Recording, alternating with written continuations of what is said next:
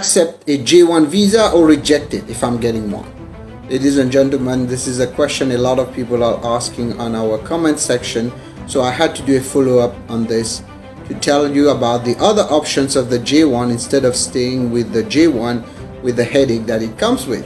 So don't go anywhere. Please subscribe to our channel and click on the notification button and more about the options to a J1. First of all, the J1 is usually subject to the 212 clause, which basically makes it something that you need to have a residence after you complete the J1. But some J1 doesn't have this, and in order for you to change from one visa to another one, and the J1 is not really a good one when it comes to. So the J1 is a part that really kind of it seems a very interesting visa because most people think it's easy to get, and indeed if you go through an organization or some companies that do specifically the J1 will be a good option. But the problem with the J1 is the problem of the residency, where you have to go back to your home country and ultimately stay there. And the truth is that you cannot go to another country, okay? For example, let's say you are in the United States, you did something in medical, you are in a J1, you want to complete the 2 years. The 2 years has to be completed in your home country. So if you're from India, Pakistan, China, you name it, you have to complete it there. And it's usually used for researchers also. And this is something, the other interesting part. You can use a J1 to come here to the United States, really get a lot of experience.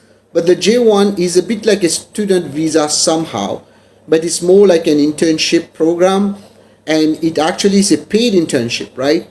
A lot of organizations like it, especially research institutions, schools, universities, because there's no kind of big salary to be paid on the J1. Now, there are alternatives to the J1, because the J1, like I said in the previous video, you will have to have a waiver if you're subject to the 212 if you want to stay here, or if you want to go back and stay outside for 2 years and then come back and get it then complete, for example, an adjustment of status, even you're married to a US citizen. Now, the J1 alternatives is that many people are already overqualified for the J1 if you look at it. The J1 can be used pretty much even for nanny au pair, and I mean here people who are qualified, not just regular. You cannot just get it if you don't have the bachelor's degree, etc. In this case, for the nanny au pair, but I'm not going to go into details of that part. But the part that is interesting is that many people, including the person who put a comment there, he or she might qualify for what we call the O1 visa. The O1 visa for people of extraordinary ability is a lot better if you can get it. Ultimately, it will lead to a green card. And so you need to look at alternatives before taking the J1. Of course, if you don't have a choice, you take the J1. But many people who come as researchers, for example, like I said, O1, even a straight green card, EB1A, are options that are available. EB1A, by the way, is a self-petition. You don't need an employer to come.